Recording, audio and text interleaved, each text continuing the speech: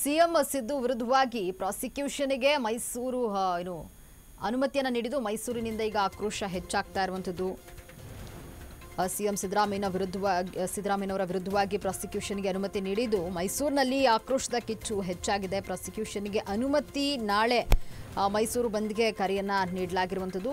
ಅಹಿಂದ ಸಂಘಟನೆಯಿಂದ ನಾಳೆ ಮೈಸೂರು ಬಂದ್ಗೆ ನಿರ್ಧಾರವನ್ನು ಮಾಡಿದ್ದು. ಅಹಿಂದ ಶೋಷಿತ ವರ್ಗ ಸಿದ್ದರಾಮಯ್ಯನವರ ಅಭಿಮಾನಿಗಳಿಂದ ಈ ಒಂದು ಸಭೆಯನ್ನ ಮಾಡಲಾಗ್ತಾ ಇರುವಂಥದ್ದು. ಖಾಸಗಿ ಭವನದಲ್ಲಿ ಸುಬ್ರಹ್ಮಣ್ಯ ಅಧ್ಯಕ್ಷತೆಯಲ್ಲಿ ಪೂರ್ವಭಾವಿ ಸಭೆಯನ್ನ ಆಯೋಜನೆ ಮಾಡಿರುವಂಥದ್ದು. ಕರ್ನಾಟಕ ಪ್ರದೇಶ ಸಂಘದ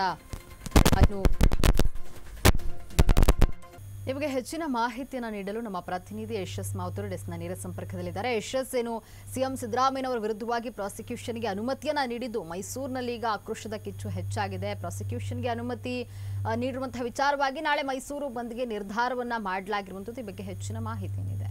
ಲಕ್ಷ್ಮಿ, ಬಹಳ ಪ್ರಮುಖವಾಗಿ ಈಗಾಗಲೇ ರಾಜ್ಯ ರಾಜಕಾರಣದಲ್ಲಿ ಸಾಕಷ್ಟು ರೀತಿಯಾದಂತಹ ತಲ್ಲಣ ಸೃಷ್ಟಿಯಾಗಿದೆ. ಮೂಡ ವಿಚಾರದಲ್ಲಿ ನಡೆದಂತಹ 14 ಸೈಟ್ಗಳನ್ನು ಅಕ್ರಮವಾಗಿ ನೀಡಿದ್ದಾರೆ ಅಂತ ಗುರುತರವಾದಂಥ ಆರೋಪ ಮುಖ್ಯಮಂತ್ರಿ ಸಿದ್ದರಾಮಯ್ಯನವರಲ್ಲಿ ಬಂದಿದೆ.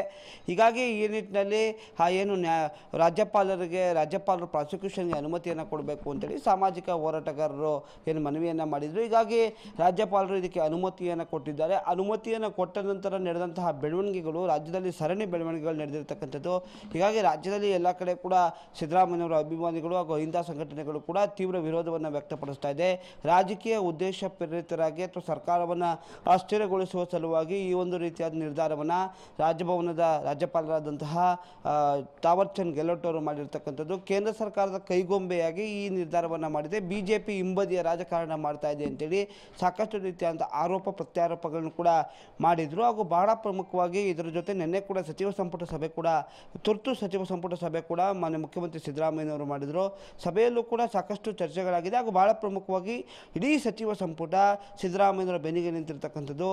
ಹೀಗಾಗಿ ವಿಪಕ್ಷಗಳು ಕೂಡ ಸಿದ್ದರಾಮಯ್ಯನವರ ಒಂದು ರಾಜೀನಾಮೆಯನ್ನು ಒತ್ತಾಯ ಮಾಡ್ತಿದೆ. ನೈತಿಕತೆಯ ಪ್ರಶ್ನೆ ಅಂದರೆ ಭಾಳ ಪ್ರಮುಖವಾಗಿ ಮಾರಾಲಿಟಿ ಅಂದರೆ ಏನು ಇವರ ಮೇಲೆ ಗುರುತರವಾದಂಥ ಆರೋಪ ಇದೆ. ಹೀಗಾಗಿ ಪ್ರಾಸಿಕ್ಯೂಷನ್ಗೂ ಕೂಡ ಅವಕಾಶವನ್ನು ಕೊಟ್ಟಾಗಿದೆ. ಹೀಗಾಗಿ ರಾಜೀನಾಮೆಯನ್ನು ಕೊಡಬೇಕು ಅಂತೇಳಿ ಕೂಡ ಒತ್ತಾಯನ ಮಾಡ್ತಾ ಇದೆ. ಹಾಗೂ ನಿಷ್ಪಕ್ಷಪಾತವಾಗಿ ಪಾರದರ್ಶಕವಾಗಿ ಈ ಒಂದು ಹಗರಣದ ಬಗ್ಗೆ ತನಿಖೆ ನಡೆಸಬೇಕು ಅನ್ನುವಂತಹ ವಿಚಾರ ಕೂಡ ಸಾಕಷ್ಟು ಚರ್ಚೆ ಆಗ್ತಿದೆ. ಇದರ ಮುಂದುವರೆದ ಭಾಗವಾಗಿ ಈಗಾಗಲೇ ನೆನ್ನೆ ಮೈಸೂರಿನಲ್ಲೂ ಕೂಡ ಹಲವು ಸಂಘಟನೆಗಳು ಕೂಡ ಸಿದ್ದರಾಮಯ್ಯನವರ ಪರವಾಗಿ ನಿಂತು ಪಂಜಿನ ಮೆರವಣಿಗೆ ಇರ್ಬೋದು ಹಾಗೂ ಅನೇಕ ಪ್ರೊಟೆಸ್ಟ್ಗಳನ್ನು ಕೂಡ ಮಾಡಲಾಗಿದೆ. ಹಾಗೂ ನಾಳೆ ಸಾಕಷ್ಟು ಅಹಿಂದ ಸಂಘಟನೆಗಳು ಸೇರಿದಂತೆ ಹಲವಾರು ಸಂಘ ಸಂಸ್ಥೆಗಳು ಮೈಸೂರು ಬಂದ್ಗೆ ಕರೆ ಕೊಡುವಂಥ ಮುಖಾಂತರ ಕೇಂದ್ರ ಸರ್ಕಾರಕ್ಕೆ ಒಂದು ಸಂದೇಶವನ್ನು ರವಾನೆ ಮಾಡ್ತಾ ಇದೆ. ಹೀಗಾಗಿ ನಾಳೆ ಈಗಾಗಲೇ ಬಂದ್ಗೆ ಈಗಾಗಲೇ ಘೋಷಣೆಯನ್ನು ಮಾಡಿರ್ತಕ್ಕಂಥದ್ದು. ಹೀಗಾಗಿ ಸಾಕಷ್ಟು ಸಂಘಟನೆಗಳು ಅಹಿಂದ ಸಂಘಟನೆಗಳಿರ್ಬೋದು, ಪ್ರಗತಿಪರ ಸಂಘಟನೆಗಳು, ಎಲ್ಲ ಸಂಘಟನೆಗಳು ಕೂಡ ಈಗಾಗಲೇ ಸಪೋರ್ಟನ್ನು ಮಾಡ್ತಾ ಇರ್ತಕ್ಕಂಥದ್ದು. ನಾಳೆ ಮೈಸೂರಿನಲ್ಲಿ ಯಾವ ರೀತಿಯಾದಂಥ ವಾತಾವರಣ ಆಗುತ್ತೆ, ಯಾಕಂದರೆ ಮೈಸೂರು ಸಿದ್ದರಾಮಯ್ಯನವರ ತವರು ಜಿಲ್ಲೆ. ಹೀಗಾಗಿ ತವರು ಜಿಲ್ಲೆಯಲ್ಲಿ ಸಿದ್ದರಾಮಯ್ಯನವರಿಗೆ ಯಾವ ರೀತಿಯಾದಂತಹ ನೈತಿಕವಾದಂಥ ಬೆಂಬಲವನ್ನು ತವರು ಕ್ಷೇತ್ರದ ಮತದಾರರು ಕೊಡ್ತಾರೆ ಅಂತೇಳಿ ಕಾದು ನೋಡಬೇಕಾಗಿದೆ. ಇದರ ಸಲುವಾಗಿ ನಾಳೆ ನರಸೀಪುರದಲ್ಲೂ ಕೂಡ ಬಂದ್ಗೆ ಈಗಾಗಲೇ ಘೋಷಣೆಯನ್ನು ಮಾಡಿರ್ತಕ್ಕಂಥದ್ದು. ಹೀಗಾಗಿ ಬಿಗಿ ಪೊಲೀಸ್ ಬಂದೋಬಸ್ತ್ ಕೂಡ ಮಾಡಲಾಗಿದೆ. ಸಾರ್ವಜನಿಕ ವಲಯದಲ್ಲಿ ಯಾವುದೇ ರೀತಿಯಾದಂಥ ಅಹಿತಕರ ಘಟನೆಗಳಾಗಬಾರ್ದು ಅನ್ನೋ ದೃಷ್ಟಿಯಿಂದ ಅನೇಕ ರೀತಿಯಾದ ಕ್ರಮಗಳನ್ನು ಕೂಡ ಪೊಲೀಸ್ ಇಲಾಖೆ ತೆಗೆದುಕೊಂಡಿದೆ. ಆದರೆ ಇವೆಲ್ಲರ ನಡುವೆ ಭಾಳ ಪ್ರಮುಖವಾಗಿ ಈಗಾಗಲೇ ಈ ಒಂದು ಪ್ರಕರಣ ರಾಜ್ಯ ರಾಜಕಾರಣದಲ್ಲಿ ಸಾಕಷ್ಟು ತಲ್ಲಣವನ್ನು ಸೃಷ್ಟಿ ಮಾಡ್ತಾ ಇದೆ. ಮುಖ್ಯಮಂತ್ರಿ ಸಿದ್ದರಾಮಯ್ಯನವರು ಕೂಡ ಯಾವುದೇ ಕಾರಣಕ್ಕೂ ನಾನು ರಾಜೀನಾಮೆ ಕೊಡೋದಿಲ್ಲ, ರಾಜೀನಾಮೆ ಕೊಡೋಂಗಿದ್ರೆ ರಾಜ್ಯಪಾಲರು ರಾಜೀನಾಮೆ ಕೊಡಲಿ ಎನ್ನುವಂತಹ ಮಾತುಗಳನ್ನ ಆಡಿರ್ತಕ್ಕಂಥದ್ದು. ಮುಖ್ಯಮಂತ್ರಿಗಳು ಕೂಡ ಪ್ರತಿ ಹಂತದಲ್ಲೂ ಕೂಡ ನನ್ನ ವಿಚಾರವಾಗಿ ಅಂದರೆ ನನ್ನ ಮೇಲೆ ಏನು ಪ್ರಾಸಿಕ್ಯೂಷನ್ಗೆ ಕಾನೂನು ಬಾಹಿರ ಬಗ್ಗೆ ಅವಕಾಶವನ್ನು ಕೊಟ್ಟಿದ್ದಾರೆ. ಹೀಗಾಗಿ ನಾನು ಈ ಒಂದು ಪ್ರಕರಣಗಳಲ್ಲಿ ಅಂದರೆ ಏನು BJP JDS ಇರ್ಬೋದು ವಿಪಕ್ಷಗಳು ನನ್ನ ಮೇಲೆ ಆರೋಪವನ್ನು ಮಾಡ್ತಾ ಇದೆ, ಅಲ್ಲೆಲ್ಲಾದರೂ ನನ್ನ ಸಹಿ ಇದೆಯಾ ಅಥವಾ ಶಿಫಾರಸಿನ ಪತ್ರವನ್ನು ಕೊಟ್ಟಿದ್ದೀರಾ ಅಥವಾ ನನ್ನ ಪಾತ್ರವಾದರೂ ನೇರವಾದಂಥ ವಿಚಾರವಾಗಿ ನನ್ನ ಹೆಸರು ಕೂಡ ಇದೆಯಾ.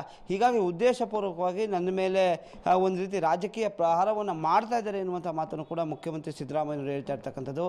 ಇವೆಲ್ಲರ ಬೆಳವಣಿಗೆಯಲ್ಲಿ ಮುಂದಿನ ದಿನಗಳಲ್ಲಿ ಕಾನೂನು ಯಾವ ರೀತಿಯಾದ ಕ್ರಮವನ್ನು ತೆಗೆದುಕೊಳ್ಳುತ್ತೆ ಅಥವಾ ಸಿದ್ದರಾಮಯ್ಯನವರು ಕೂಡ ಕಾನೂನು ರೀತಿಯಾದ ಹೋರಾಟವನ್ನು ಹೇಗೆ ಮಾಡ್ತಾರೆ ಅಂತೇಳಿ ಕೂಡ ಕಾದು ನೋಡಬೇಕಾಗಿದೆ. ಲಕ್ಷ್ಮಿ, ಧನ್ಯವಾದ ಯಶಸ್ ನಿಮ್ಮೆಲ್ಲ ಮಾಹಿತಿಗಾಗಿ.